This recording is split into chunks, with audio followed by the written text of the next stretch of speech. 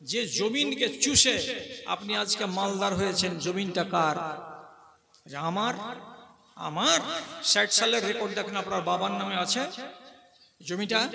আছে। আপনার বাপের নামে ছিল, আপনার নামে হলো, আপনার বাপও তো বলতো জমি আমার।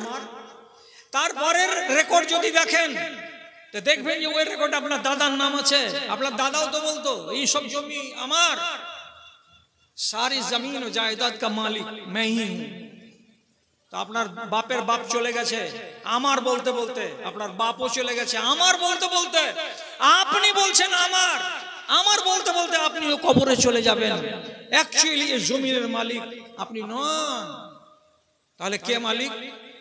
আল্লাহ বলছেন ওয়া ইন্নাল আরজা ইয়ারিসুহা মান ইয়াশাউ মিন ইবাদি, জমিন হলো আমার, এই জমিনটাকে আমি কিছুদিনের জন্য আমার ওই বান্দাগুলোকে মালিক বানাই, যেই